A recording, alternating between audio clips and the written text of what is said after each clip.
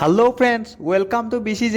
মই বিপ্লৱ। অসমীয়া টাইটানিকৰ কাৰণে আৰু বেছি দিন ৰ'ব নালাগে, অতি সোনকালে দেখা পাব আমাৰ অসমৰ টাইটানিক। কিন্তু ইয়াত জেক আৰু ৰজৰ চৰিত্ৰত কেট আৰু লিঅ'নাৰ্ডো নহয়, সিদ্ধাৰ্থ আৰু অংকিতাহে থাকিব। আপোনালোকে বিখ্যাত টাইটানিক মুভিখন চাইছে, নাচালেও শুনিছে চাগে। এইখন বিখ্যাত হলিউডৰ মুভিখন এটা সঁচা ঘটনা টাইটানিক জাহাজখনক লৈ বনোৱা হৈছিল। টাইটানিক মুভিখনৰ এইটো ক্লিপ বহুত পপুলাৰ আছিল, য'ত জেক নামৰ সেই ল'ৰাজনে ৰজক এইদৰে হাতত ধৰি সাগৰৰ এটা সুন্দৰ দৃশ্য দেখুৱায়। এই দৃশ্যটোৰ কপি অসমীয়া ভাৰ্জন কোহিনুৰ থিয়েটাৰ টীমৰ ফালৰ পৰা ৰিলিজ কৰে। মই বিচাৰোঁ আপোনালোকেও এই ক্লিপটো এবাৰ চাওক।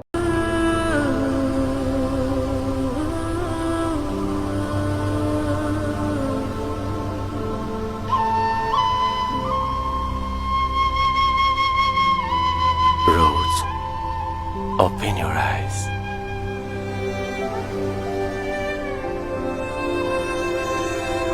Jake! I'm flying! মই উৰিছো!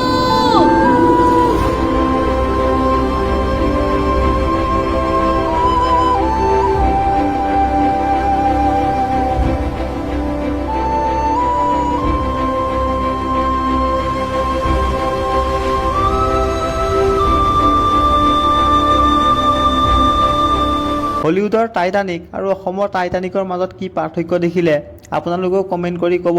শেষত আপোনালোকৰ বাবে এটা কুৱেশ্যন থাকিল মোৰ ফালৰ পৰা। 2025 চনত কোনজন ছিংগাৰে পদ্মশ্ৰী এৱাৰ্ড এতিয়া লাভ কৰিছে? অপশ্যন আপোনালোকৰ স্ক্ৰীনত আছে।